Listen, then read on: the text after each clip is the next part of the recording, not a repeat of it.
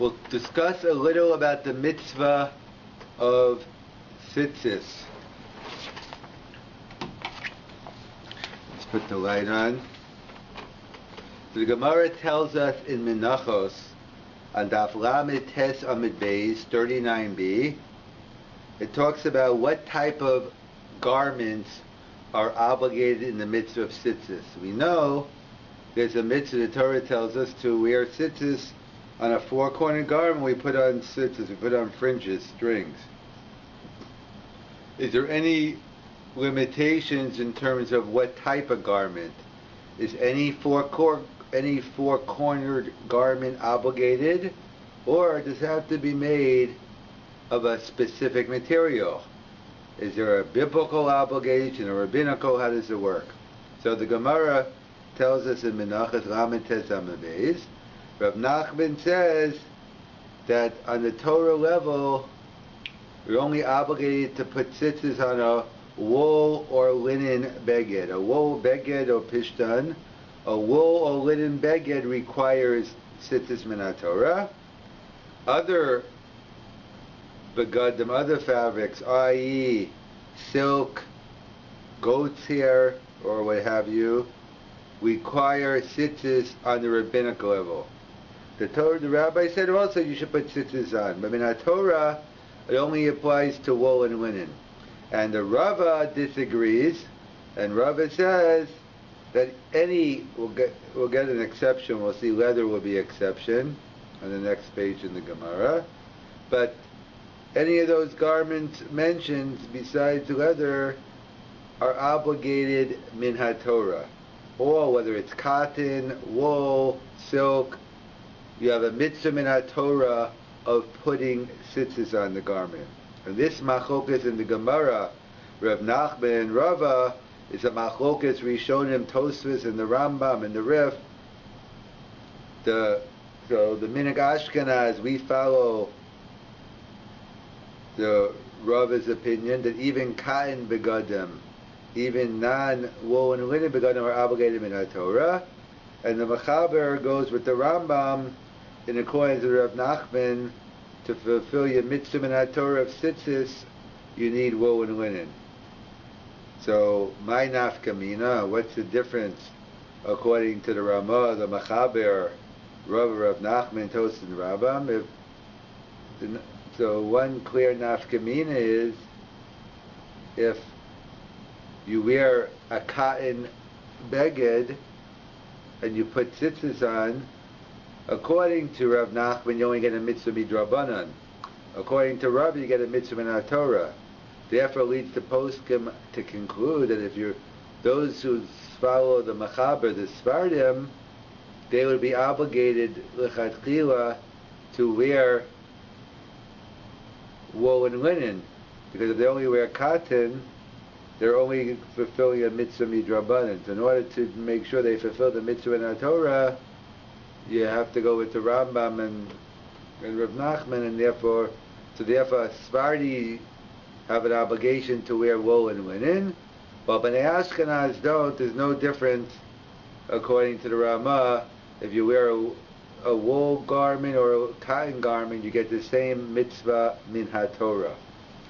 Another nafkamin, another practical difference is, let's say one is wearing a cotton garment, and they notice that the tzitzis are puzzled. The strings they put on are no longer good. So the question is he obligated to take them off if he's in a public place? If he's in a private place, of course he takes it off, because the issue is you're wearing a four-cornered garment without fulfilling the mitzvah of tzitzis, so therefore it's a problem. So, however, we know we have to weigh the risk-reward. In public, there's an issue of kavod habriyas, human dignity. Do something that's embarrassing, so usually human dignity wins. However, the Gemara tells us in Menachos and other places that we assume that the halacha of kavod habriyas takes precedence over an isur d'rabbanan, a rabbinical prohibition. However, on a biblical prohibition, it doesn't necessarily take it off. So therefore, it come out a kula and a chumrah. So according to the first daf kamina, it's a chumrah for Sfardim. They have to wear a woolen linen all the time, or woolen garment. And according to Ashkenaz, you don't. However, according to the Sfardim, if you are wearing a cotton garment, and the Tzitzis rip in Rishus Harabim, and it's embarrassing they come off, one would not have to, because covered abrias would win. But according to the Ramah, it would be a mitzvah min Torah we're talking about. So therefore, the mitzvah min Torah is not waived for the sake of covered abrias. So that's a kula and a chumrah in different directions. Then the poskim point out that what about a talis katan? So the Mishnah Berurah brings down, quoting from the Eliyahu Rabbah, that one should try to get a woolen talis katan. I mean, in addition to the regular talis we wear when we daven, but in addition to wearing the talis gadol, we wear a talis katan all the time. So the Mishnah Berurah quotes that one should be, therefore, if you wear a woolen talis katan, you fulfill your mitzvah min Torah. The minhag is everyone wears a talis gadol woolen, but the Mishnah Berurah says one should be machmir and wear a talis katan woolen. Therefore, you according to all opinions, you fulfill your mitzvah min Torah, and you fulfill it all the time.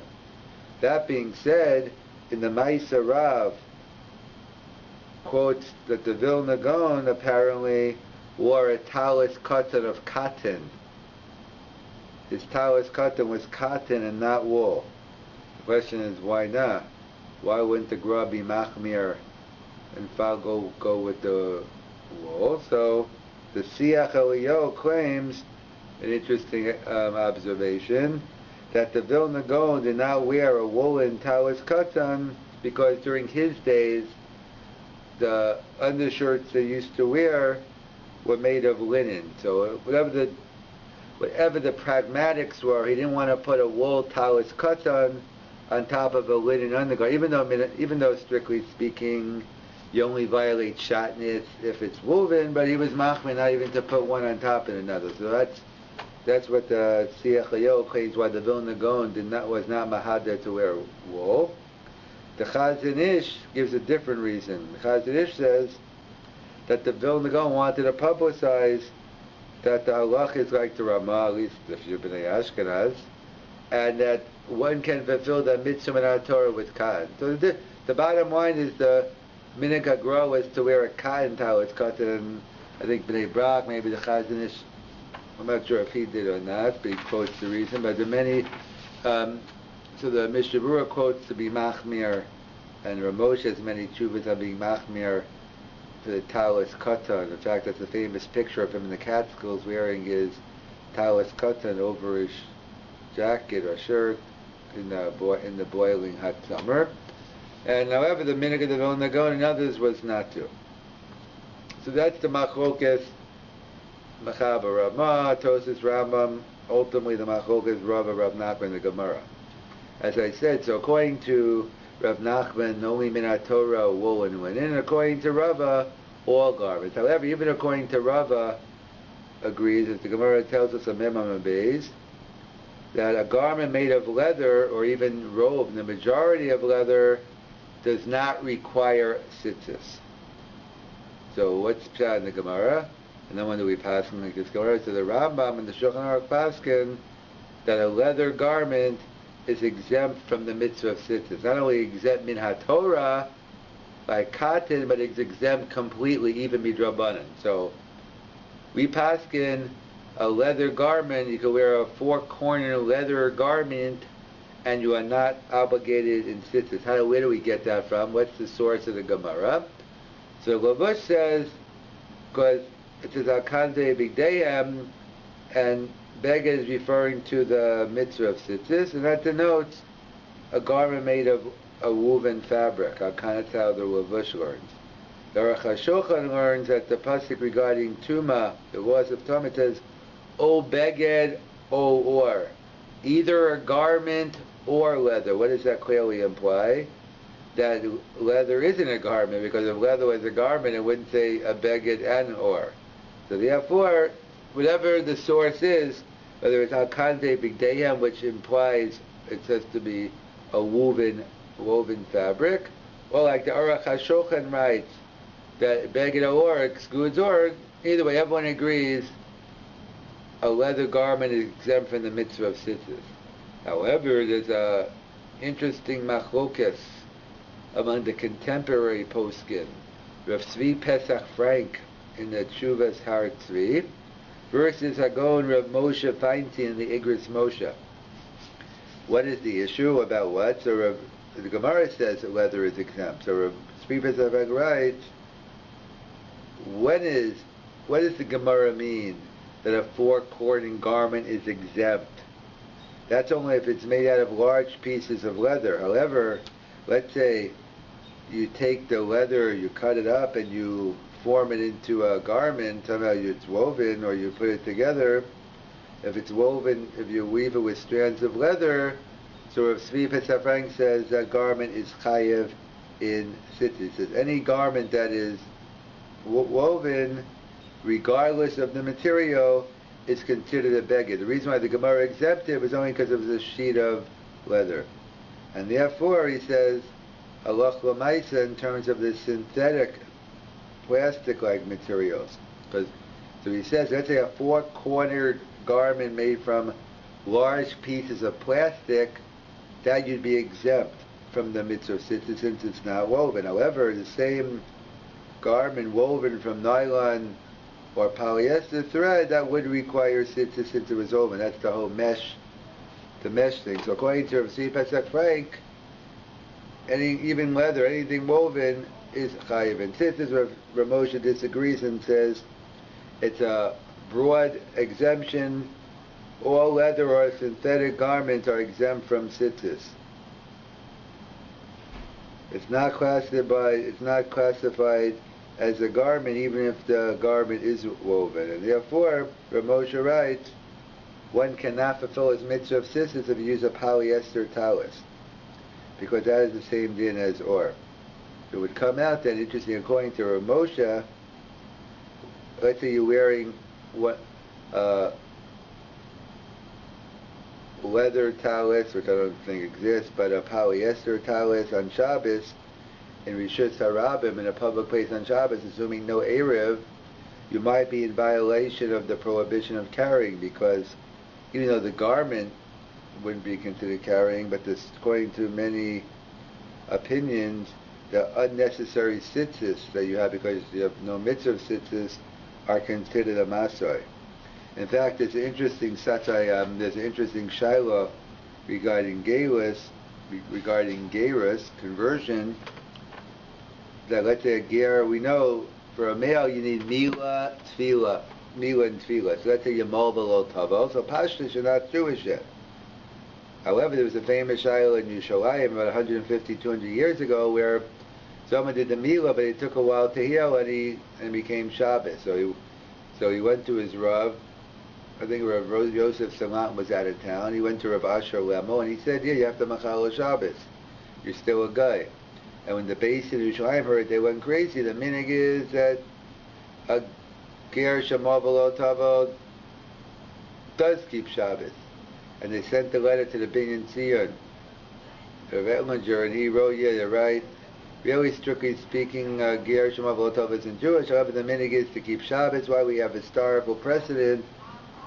Klal Yisrael, they did the mitzvah Mila before Karban Pesach, and then they kept Shabbos in Mara, and that was before they did the Tefillah by Matan Torah. So that was so there's a whole discussion, and so some want to claim that what should he do, this ger or Jew, whatever he might be, this ger or guy, he should wear a talis, because if he's Jewish, so then there's a mitzvah and therefore it's not carrying.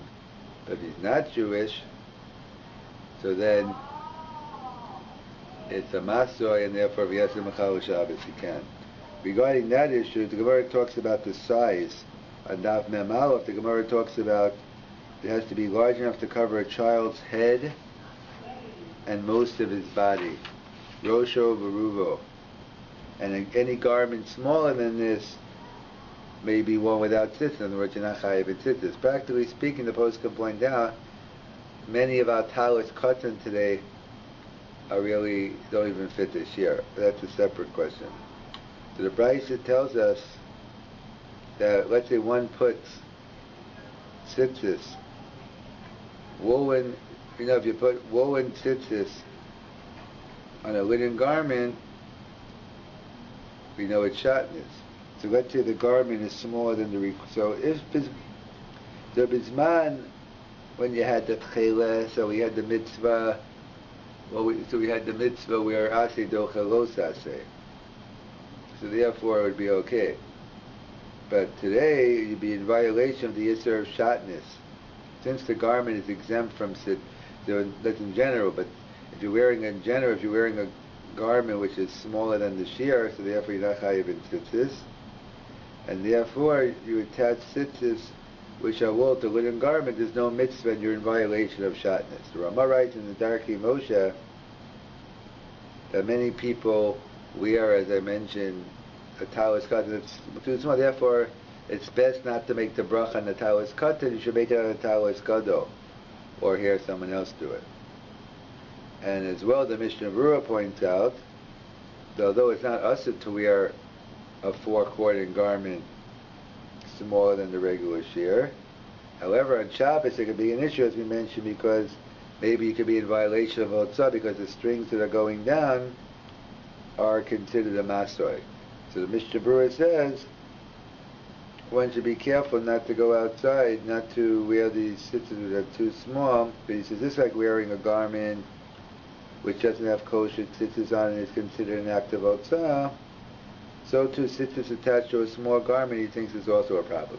The Chazon Ish just agrees and says the reason why it's a masai, it's a burden, it's considered extra, not part of the garment in the case of the tzitzis which are pasol, because those you plan on taking off. So therefore you can't say the batel to the garment, and therefore it's a masai. However, if tzitzis hanging from a small size talis katan, that's still considered part of the beggar because he plans on wearing it like for decorating purposes, like wearing a watch. If you're wearing a watch